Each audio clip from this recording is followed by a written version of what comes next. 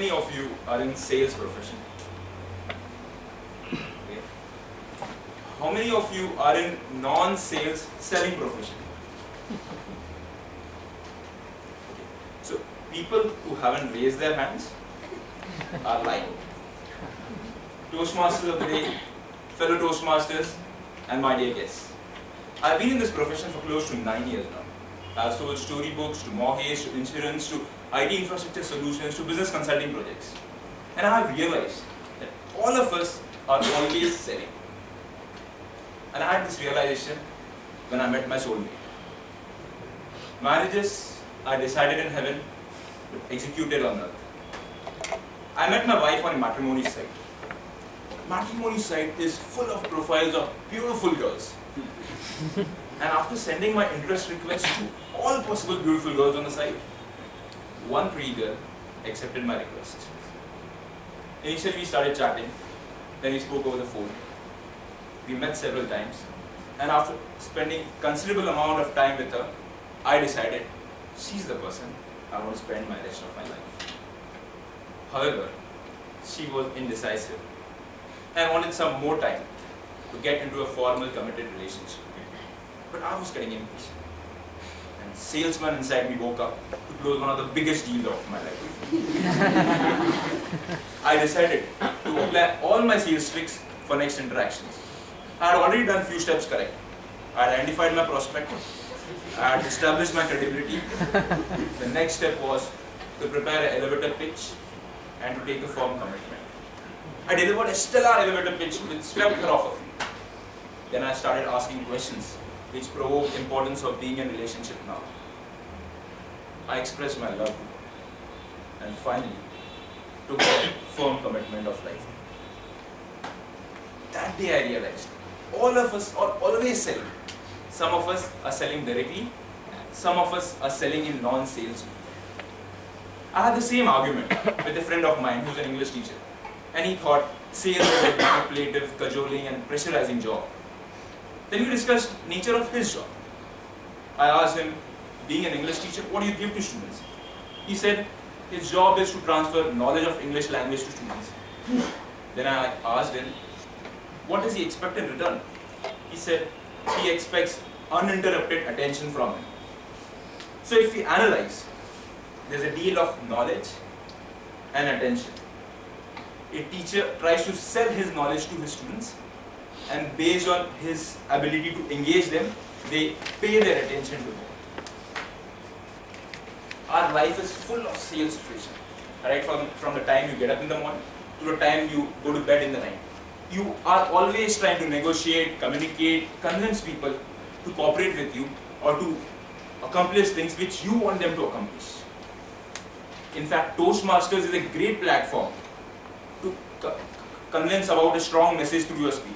So practically every speaker who comes on this stage is trying to sell his message to each one of us, and deep down expects a lot of appreciation at the end of his or her speech. It's very difficult to be successful in career you want without having good sales skills. You could be extremely talented singer, but if you can't convince a music composer to give you an opportunity to sing on a world stage, you will never be a great singer whom God admires. You could have a brilliant business idea, but if you can't convince it to your employees, to your investors or to your clients, you won't be able to start your venture. This world is filled with examples of super talented but unsuccessful people due to lack of sales skills. So anyone who is good at anything or any area of life is an excellent salesperson of some kind. Sales is a spark plug in the engine of free enterprise. It's a bedrock of successful economy. There's a direct correlation between your selling ability and your income. To earn more, you have to sell more. The more vibrant the level of sales are, the more profitable and successful is the industry or area. More CEOs of Fortune 500 companies have come up from the rank of sales than any other part of the company. The most powerful businesswoman in America, Ginny Rometty, CEO of IBM, she was Vice President Sales and Marketing before taking up the role. Corporate world is filled with examples of people who started their career with sales role and then went up to become the CEOs of the company. Steve Ballmer from Microsoft, John Chambers from Cisco are some of them. Sales help to build relationships.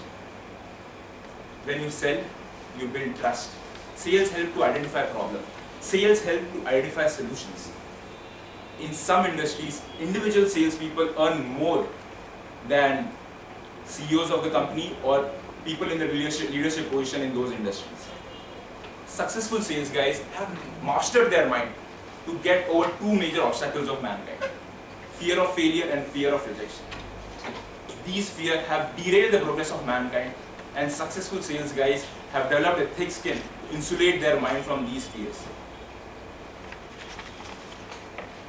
So, as a sales guy, every day you face ocean of rejection, but it takes real character to learn from each rejection and to continue with the same enthusiasm and spirit. You all have different skills and knowledge. This world won't be able to benefit, and you won't be able to add any value to your life if you're not able to sell your skills.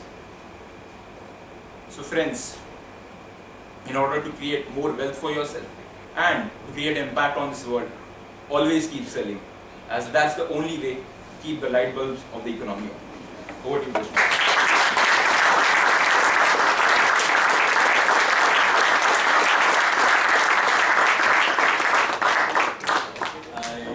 Apologize to Prabodh for the pop-up with his speech title.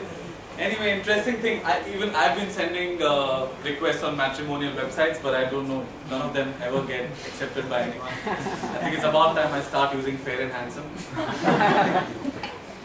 Anyway, okay, a minute silence for the evaluator before we move on. Okay, fantastic, thanks Santosh. The next speaker is being evaluated by Mr. Krishnan. Could I request him to read out the Toastmasters, Shruti.